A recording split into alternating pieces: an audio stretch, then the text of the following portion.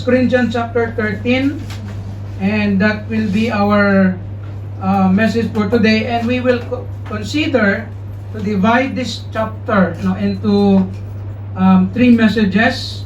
So this morning we will consider verses 1 to 3, and next time the rest of the verses. So our title for this message is The Excellency of Love Over All Gifts. So we talk about spiritual gifts, and the love that we are considering in our message, and even in the chapter of chapter 13, it is not the love that people express. It's not the love that the world hears, says, or speaks, or even expressed by themselves. Kaya po, tandaan po natin, actually, how many times we mentioned this, or we said this here, that this love, it is not the love of man, but the love of God. Kaya po sa Bible, sa King James, na-translate po yan na charity. One of the preachers, a well-known preacher, commentator,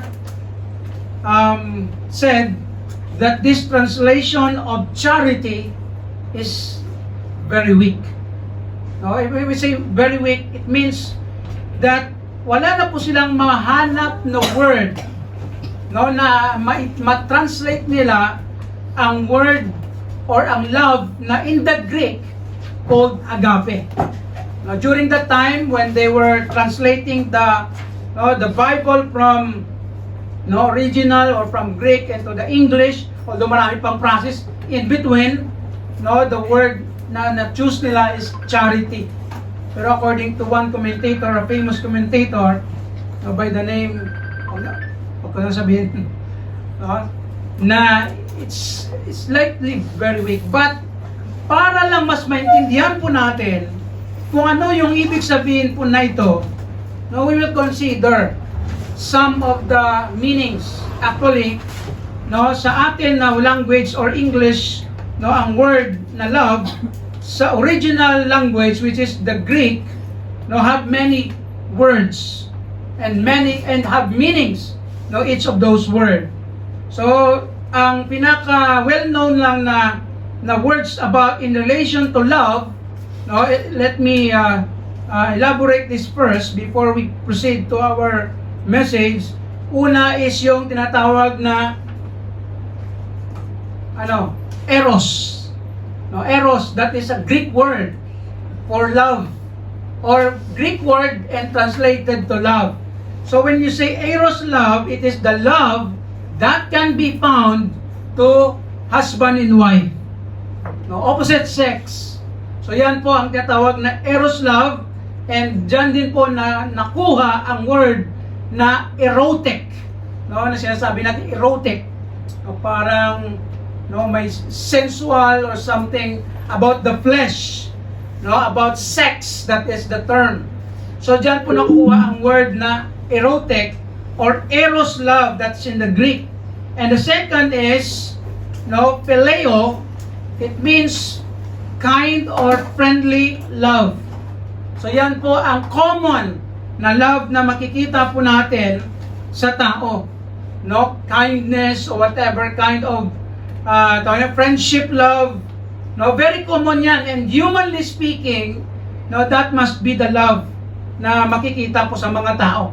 Yan po ang isa sa mga Greeks or language or word na love, sa Greek, phileo. And the third one, that is what we call agape.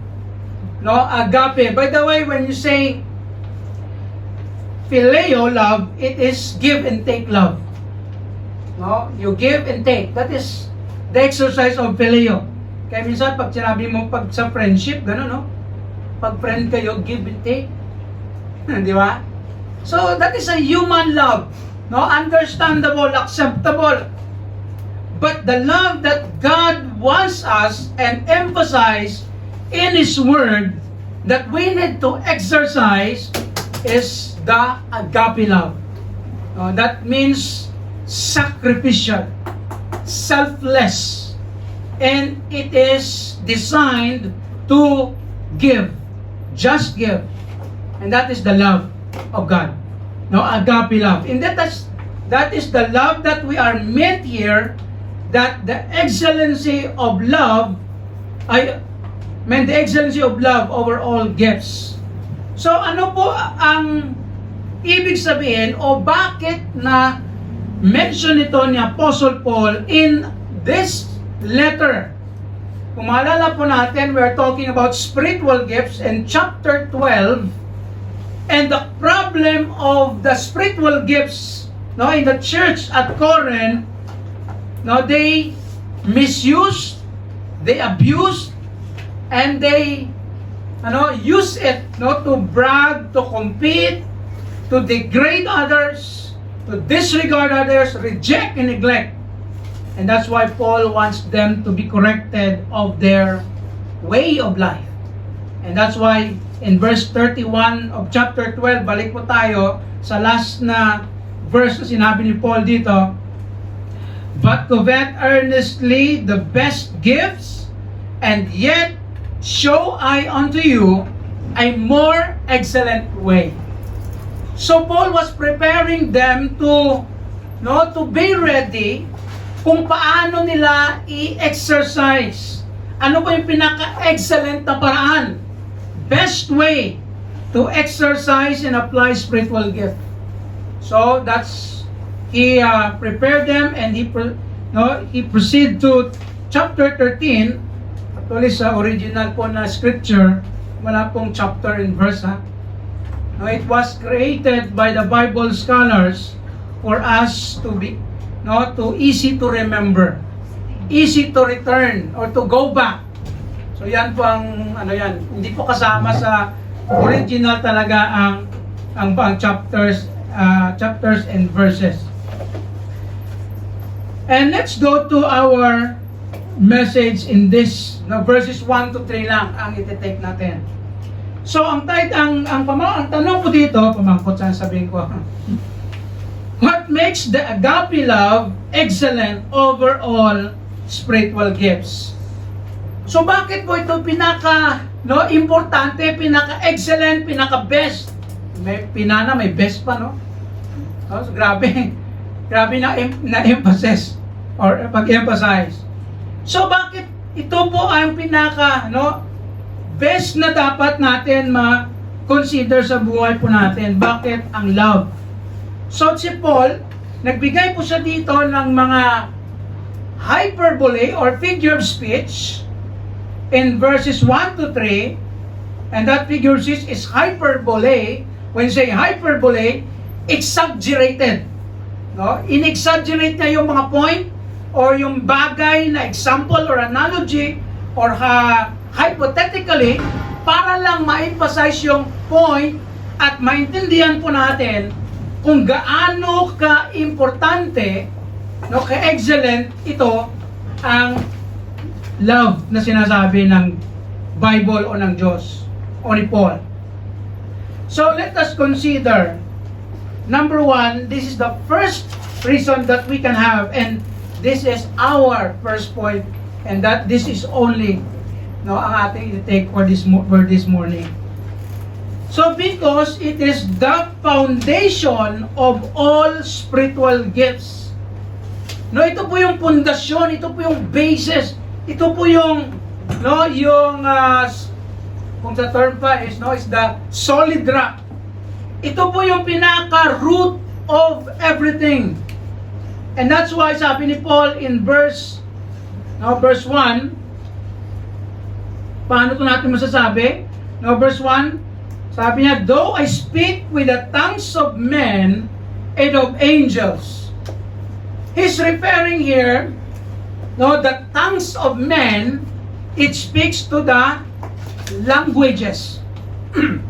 Kung maalala po natin, the speaking in tongues, although in the Old Testament may mga circumstances dyan, but in the early church, the speaking in tongues begin or started at Pentecost in chapter 2 in the book of Acts. Doon po nag-start ang No, sinasabi nila na speaking in tongues. Now there was a the Holy Spirit came in the form of a tongue, fiery tongue. No, ang description diyan. Parang dila na umaapoy. No, then nag-reside sa kanila. And then they spoke in tongues, or ang tongues is different languages. No, different languages of men. So kaya kung maalala po natin sa Book of Acts chapter 2, no, 70 of them, they stood up at Pentecost, and each of them spoke different language, and some did not understand of the other, but others is understood. Kaya tayo, we believe that the speaking in tongues in this book, in the Bible, is the known language. Ibig sabihin, maintindihan. Although sabihin pa, hindi nakaintindi yung iba, ay sabi nila, ano ba yan sila? Mga lasing sila. Umagang-umaga, nagbababling sila ng kung ano-ano. But those tongues were languages. No, that's the literal understanding of it. So, si Paul, sabi niya, though I speak with the tongues of men, he's referring, hyperbole or hypothetically, sabi niya, kung ako man ay makapagsalita ng lahat ng mga, salita ng mga tao. Siyempre, kapag sinabi mo language, different languages. Sabi niya, and of angels. Kaya minsan, nagagamit din po ito ng mga, bagay na meron pa talagang language ang mga angels. Kung titingnan po natin sa Bible, wala pong instances in the Bible that the angels spoke different language that man cannot understand. Kaya po sa Bible, very clear in the Old Testament, when the angels appeared to men, they spoke plainly the language of men, to be understood. And some interpret this na there is a specific language that no one can understand, only God. Ang term pa is heavenly language. So, that's the interpretation of others. But for us, we believe that Paul is trying to exaggerate, hyperbole, a figure of speech, na para mas maintindihan ng tao nila na kahit alam mo lahat ng mga languages, even the language of angels, of the language of in heaven, but, sabi na, and have not charity, ang charity po, ito po yung love or agape, that we talk about. But have not charity, I am become a sounding brass or a tinkling cymbal. So ano po ang ibig sabihin ni Paul? When he said here, sounding brass, tinkling cymbal, ito po ang ginagamit na yung alam mo yung sa ancient, nung unang panahon, yung ginagawa po nila, sa time special nila, meron po kasi yung mga pagan temples, pagan worship, and then ang ginagawa po nila doon is yung nagpapatik-patik na kung ano-ano dyan, cymbals, or brass, pinapatik-patik, tama ba yung Tagalog ko?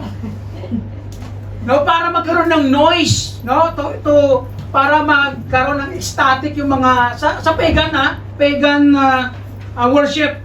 Yan ang ginagamit nila, kung ano-anong ginagawa nila doon.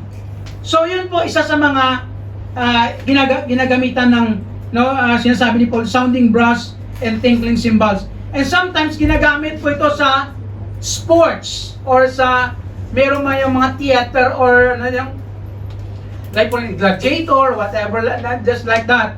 May mga pumapatik.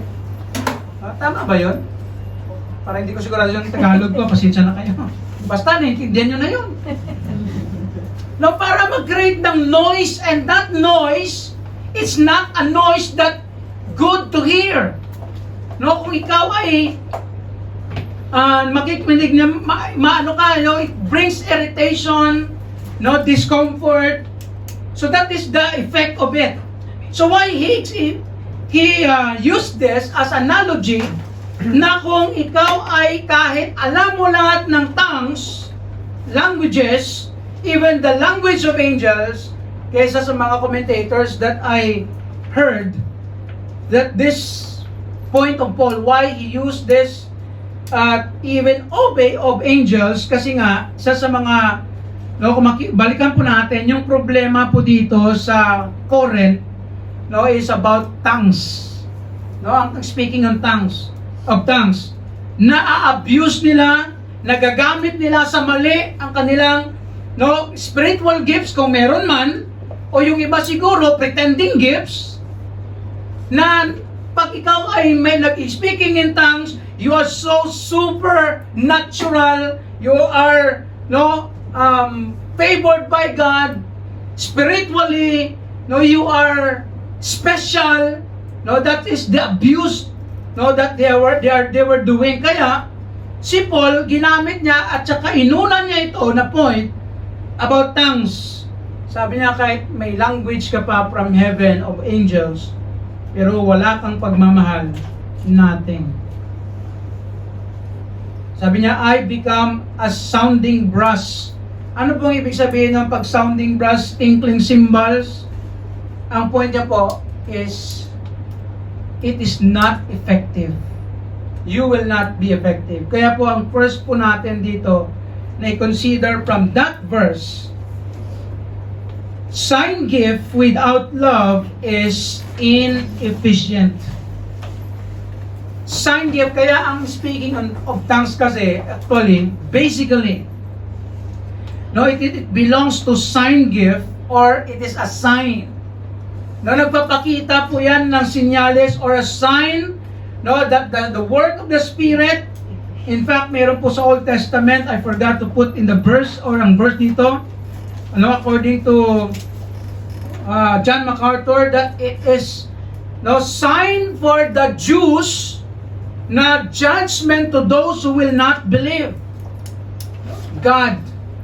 Kaya po isa yan sa mga ginamit na sign ang tongues.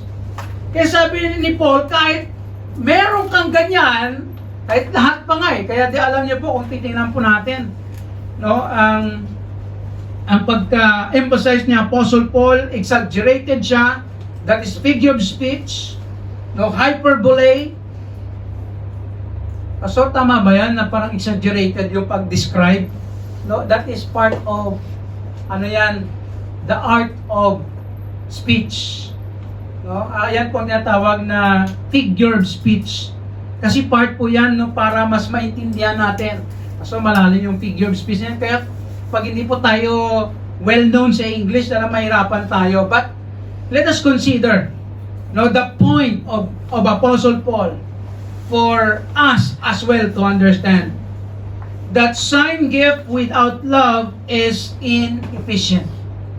Kahit meron kang special na gift from God, kahit gaano ka kagaling sa gift na yan, kung wala yang love, according to Paul, no, it is inefficient. Walang saysay. Walang epekto yan sa buhay. No, like a symbols that will irritate people. No? Kaya sabi mo, kaya ang problema nila noon is, no, they are so, no, well-known sa spiritual gifts. No, they emphasize, no, some spiritual gifts, but they lack of agape love. God's love, sacrificial love. Kaya nag-aaway sila dun eh. No, kung nagkukumpit, nagdi-degrade ng iba, nagkakaroon ng division dahil wala po ang godly, pure, heavenly, divine love sa buhay po nila. Maybe they will say na I love you, I can love you, no, they express it, but the real love of God cannot be seen sa buhay po nila. And that is what Paul wants them to understand. No matter how good you are in that special gift that you have, kung hindi wala ang love ng Diyos, agape love, you are like a sounding brass parang nakakairita. Hindi man siguro nakakairita sa ibang tao, pero nakakairita sa harap ng Diyos. Tama po ba? Kasi pwede ang tao pwede kang i-praise, no? Itawag nito, ibigyan ka ng honor or whatever, appreciation, acknowledgement of your special gift. But if you did do it, does it without love, it is nothing, inefficient, no? Irritating in the presence and the hearing of God. That's what Paul wants them to understand, about the love of God. And the second verse 2 natin dito, bilis lang po yung message po natin sa umagang ito kasi binagyo tayo. Now verse 2, I hope that it is understood for you. Tingnan niyo po, Paul is using the first person. He is including himself or using himself as an example here. In verse 1, makikita po natin. In verse 2, sabi niya, and though I have the gift of prophecy and understand all mysteries and all knowledge. Tingnan po natin ang kanyang pagkasabi dito. Ang word na all. Prophecy. I have the gift of prophecy. Understand all mysteries. The question is, can we understand all mysteries? Pag sila mystery nga, misteryo. Mystery, actually may mga mysteries in the Bible that is already revealed by God, na yung mystery of the gospel, the mystery sa mga prophecy but na-reveal ng Diyos sa New Testament. Yan ang mystery na sinasabi. But when you understand the mystery itself, in other words, it is the work of God that no one can understand. That is mystery. It is something supernatural, unfathomable things that happen that no one can understand, even science. Kaya po marami pong mystery in the Bible.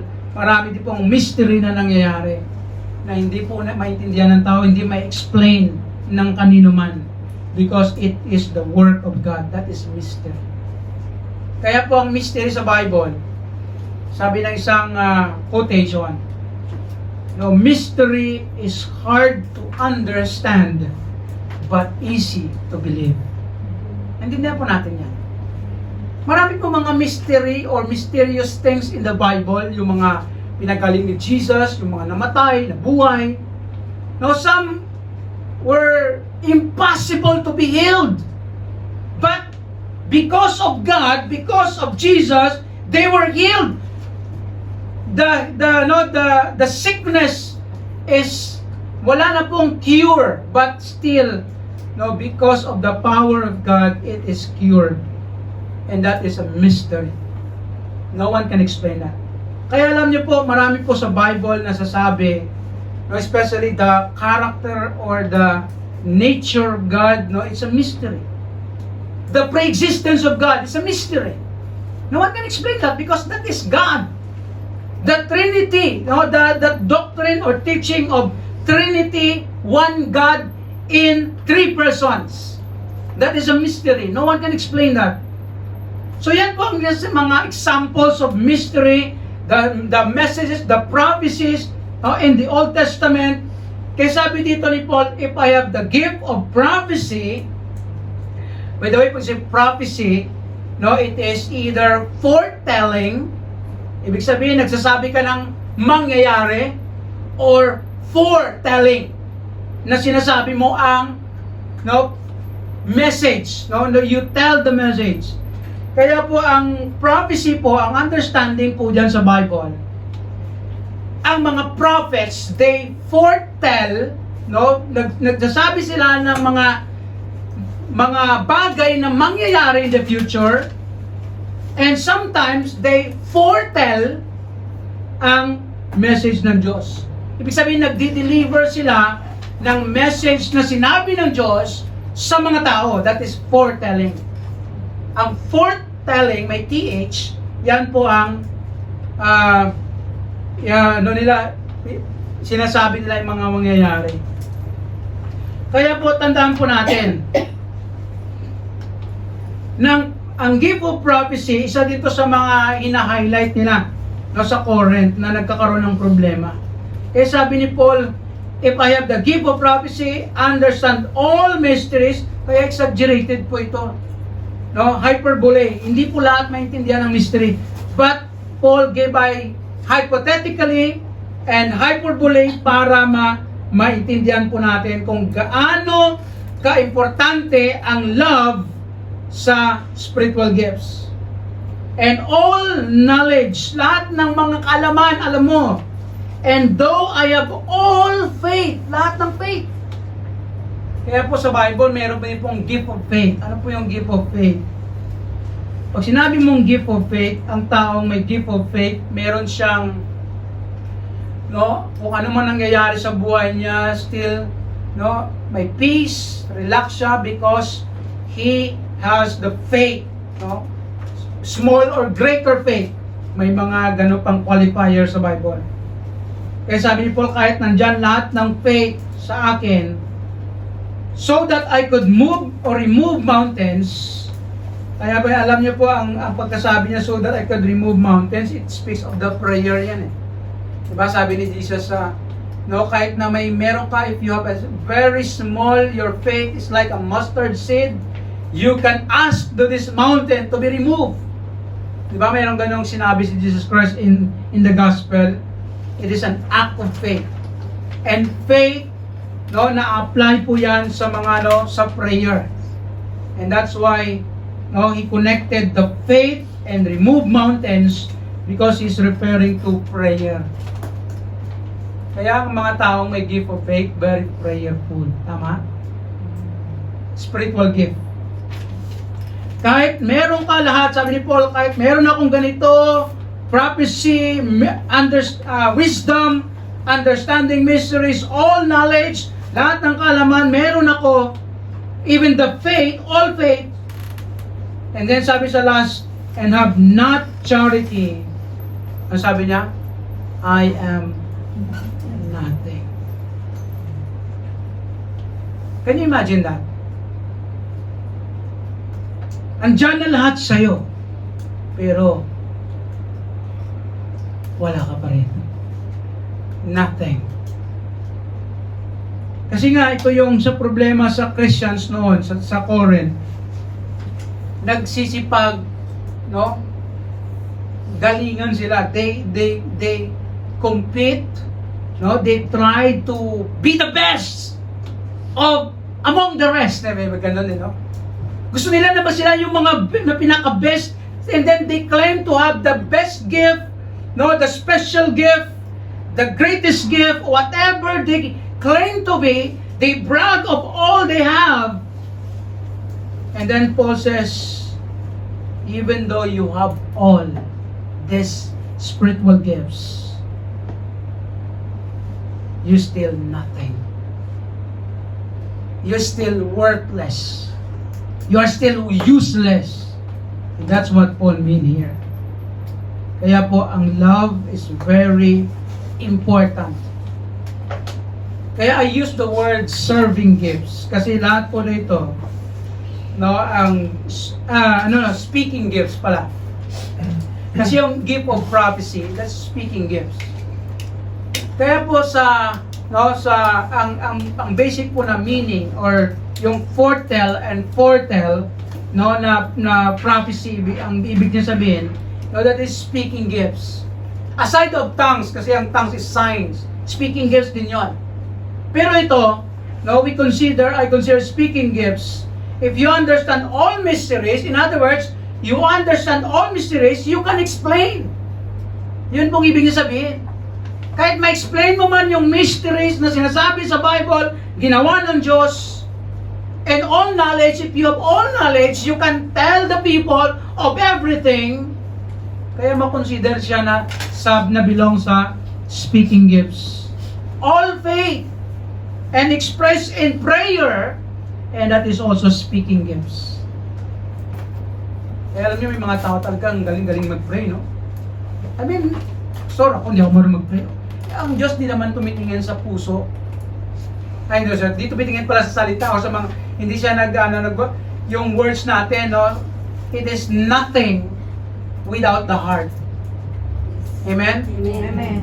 Ang Panginoon, tinitingnan niya yung puso. Kahit sabi mo, Pastor, di ako marunong mag-pray, pero kung ikaw ay kahit hindi ganun ka kagaling, the way you pray, but if you pray with all your heart, in faith, God will honor it. And that's how God sees us. Kaya dito, sabi ni Paul, kahit gaano ka man kagaling, the way you pray, the way you speak, the way you teach, the way you express yourself, pag wala kang love, you're nothing. In other words, speaking gift without love is insignificant. Speaking gift without love is insignificant. Ibig sabihin, pag sinabi significant, importante. Pag sinabi mo insignificant, hindi importante. Kaya po, a person who rich in talent or skills or even spiritual gifts, especially speaking gifts, is nothing, insignificant. Kasi alam niyo po, pag matalino ka, maraming hanga sa'yo, di ba? I mean, ganun yan eh. Oh, grabe naman, talino-talino naman ito. Pero walang pagmamahal. Walang honor, walang dignity. And that is nothing. Worthless. In the presence of God, that is useless. Kaya po yan po ang gusto ni Paul ma-emphasize sa puso, sa isip ng mga Christians at Corinth and Christians in this moment, in this generation. Pastor, walang ano. Wala ng PowerPoint? Meron pero wala yun. Anong wala? QR code lang meron. Connection lang. Ay, kanina meron ba? Wala. Ngayon lang yun, Pastor. Ah, okay. Baka na nagkuhan yung ano ko, yung bakit kaya nawala siya? Baka may napindot ako dito.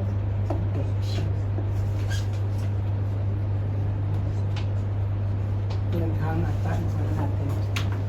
Tingnan ko na lang ha.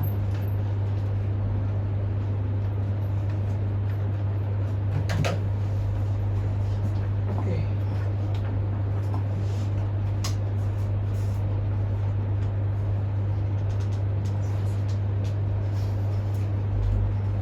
Okay na? Okay na, Pastor.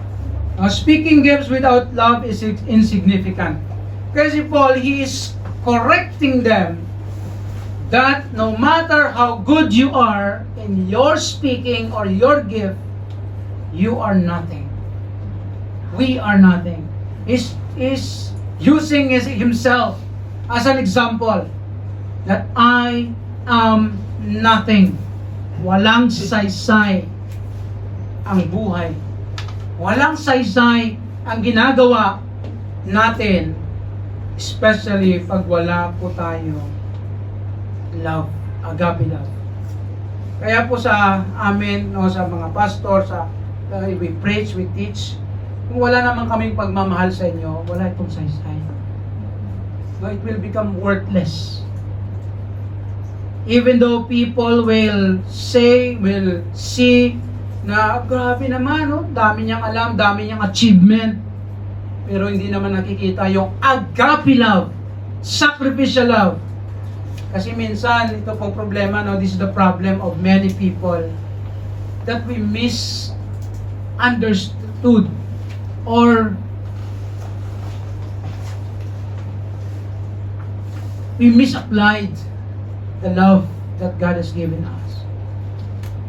Because sometimes we thought that, no, the love that we want to the people is the love na, alam mo yun, when you say you really love a person with the agape love of God, hindi ka tawag nito, you will not desire to get, to take advantage. Kaya po balik po tayo sa sinasabi po natin sa meaning of agape love. It is a sacrificial love. It is the love that just give. It is not the love that ask. Naintindihan po natin? Ang totoong pagmamahal, hindi mahalin mo, hindi ganito, ganyan, dapat gawin mo to, bigyan mo. Hindi ganun. That's not love. Because the love of God is just simply you give. Hindi ka na nag-iisip ng return. Amen? Amen. Kasi pag nag-isip po tayo ng return of what we do to the people, it is not love. Amen? Amen. Hindi na po yung love of God. It is human love. And that is not acceptable in the presence of God. Because God wants us to express the agape, divine love, sacrificial, selfless. And that is the love that God wants us to express in expressing even the spiritual gift. And that is the problem of the Corinth or the church or the Christians at Corinth. And finally, and we will end with this. And then sabi niya, and though I bestow all my goods. Kaya alam niyo, very exaggerated or hyperbole.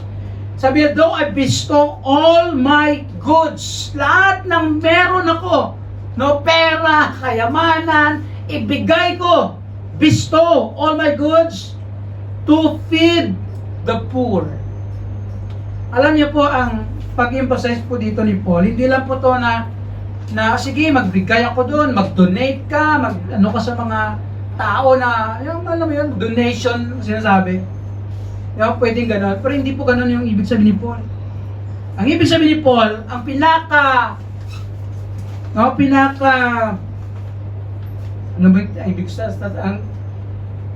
pinakamataas, the greatest act of love and giving is you give or you bestow all the goods, you sell everything, you buy food to feed everyone. That is the act, the greatest act of love na sinasabi dito ni Paul.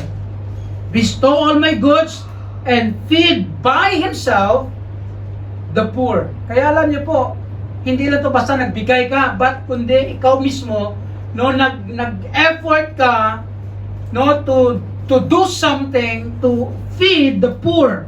Yan po ang ibig niya sabihin dito. It's not just giving, but expressing it, doing it by yourself, na pinapakain mo one by one. And it's the greatest act of service to people. Ano pinapakain mo? Isipin pa, kainin kayo isa-isa. Isang kutsara. Yun pong ibig sabihin ni Paul dito na feed the poor. Na ikaw mismo, kaya po I use the word service.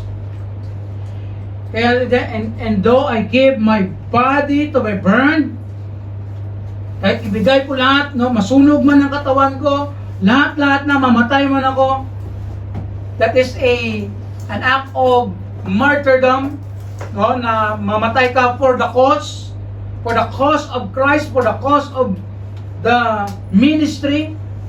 Yung sabi niya, have not charity, it profited me nothing. Ano po yung ibig sabihin ni Paul sa atin dito? Kahit gaano karami ang ginagawa natin para sa iba, kung wala tayong pagmamahal, walang saysay. Hindi lang ang karami, lahat Lahat na kung meron siya, ibisto niya, ibenta niya, i-let go niya, para lang ipakain sa mga mahirap. Kahit ganyan na greatest act of love or of service, wala pa rin saysayan kung walang agape love. Divine love. Alam niyo, maraming tao na they try their best to help people. Di ba? Yung alam mo yung mga charity funds, No, charity, kung ano mga klase mga charity dyan. No, yung mga foundation, maraming nag-express ng kanilang tulong dyan. Diba? Kaya minsan, dyan din minsan dumadaan ang mga, no, minsan mga fraud, no, mga donations or whatever foundation. No, dyan minsan dumadaan ang mga corrupt. Kaya mag-ingat din tayo minsan, ha? Hindi lang sa puro bigay ng bigay. Yes. Kasi minsan mga corrupt at mga mangluloko nandyan. Sa Pilipinas maraming umiikot-ikot, lagi may donation o ano. Di ba? Solicitation. No, kung ano-anong rason, may mga ganun. And sometimes, mga tao naman, they want to help, they express their generosity or maybe their sympathy or help, no, sa mga tao by doing it, but the reason is not love. What's the reason? The greatest or most of reasons are because they want to help the poor para magkaroon sila ng benefits, merit. No, magkaroon ng merit sa sa heaven. Intindihan po natin. May mga taong ganun, kaya alam nyo, may mga taong maraming nagbibigay sa mga charity kasi ang iniisip nila na para yung, especially yung problema dito, ganito, para mabawasan ang kanilang kasalanan o para maligtas ang sila. Yun pong iba.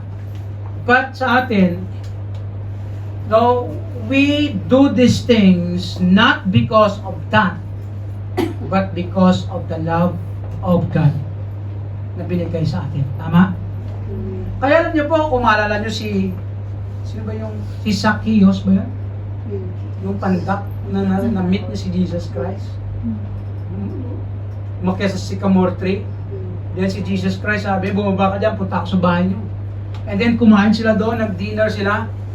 Then when they had this dinner, no, silent yung Bible, but probably Jesus was teaching, telling the gospel, telling the message about, no, paano ka ma-save or whatever, no, kung anong tawag nito, anong dapat mong gawin, no, sa buhay mo. Bigyan mo ng emphasis. Kaya alam po nangyari doon after, no, during that time, Zacchaeus stood up and he said to Jesus Christ, Lord, I will return everything that I stole from the people 4 times. Ibalik ko lahat ng ninakaw ko 4 times, and half of my wealth, no, half of my money, I will give it to the poor. Alam niyo kung bakit sinabi yun ni Zacchaeus? Kasi isa sa mga ministry ni Jesus Christ is to help the poor. No, the mga taong mga infant, mga walang mga orphans, no, mga poor widow. So yan po ang ministry ng Diyos na kailangan gawin ng mga tao, ng Kristiyano especially. Kaya po si Zacchaeus, ganun-ganun na lang pagkasabi niya, bigay niya kalahati ng kanyang wealth para sa mga poor. So because that is also the emphasis of Jesus Christ to them and even to us. And kaya po sa Christians, no, maraming mga Christians organizations that helping the poor. No, mga orphanages, o kung anong mga charity diyan, na mga event, no, tragedies. Kaya yung ginagawa din ng mga Christian churches or organization.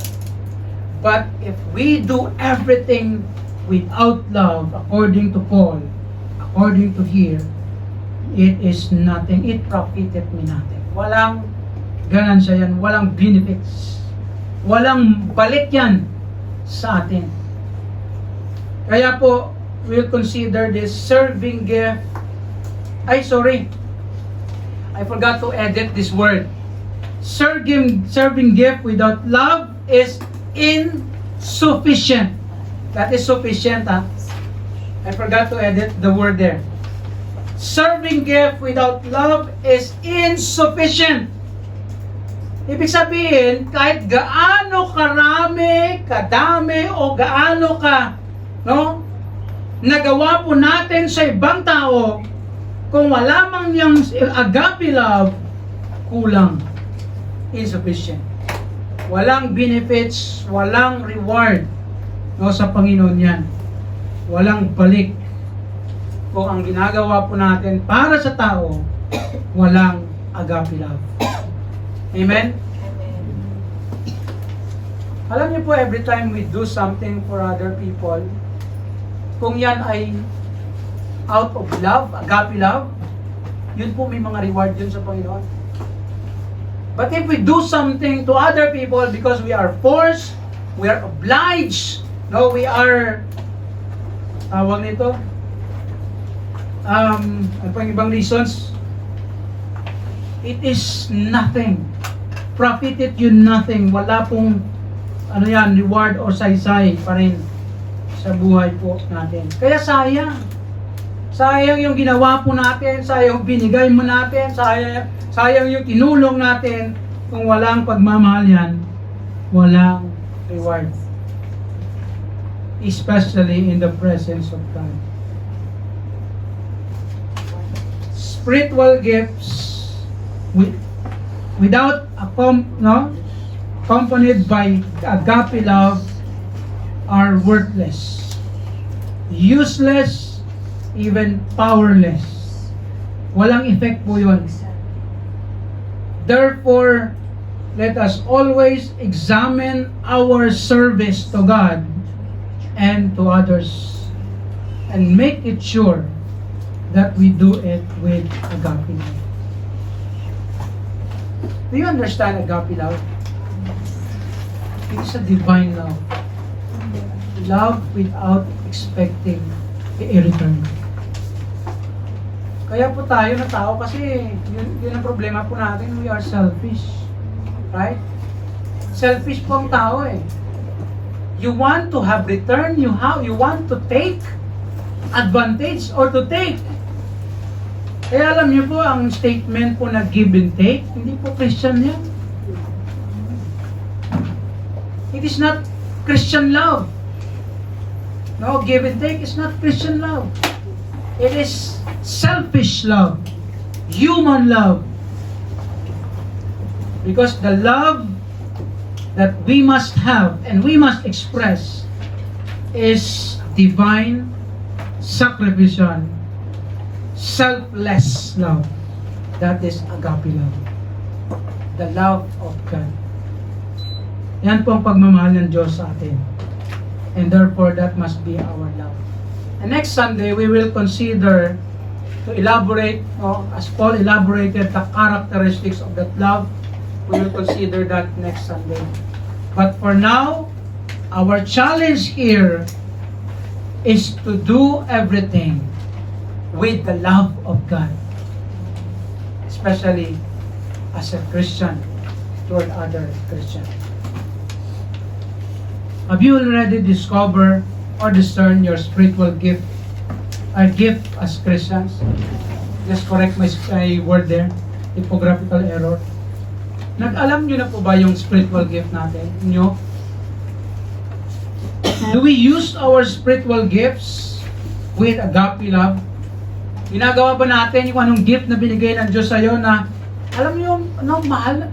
Pag sinabi mong agape love, ginagawa mo yan kasi mahal mo.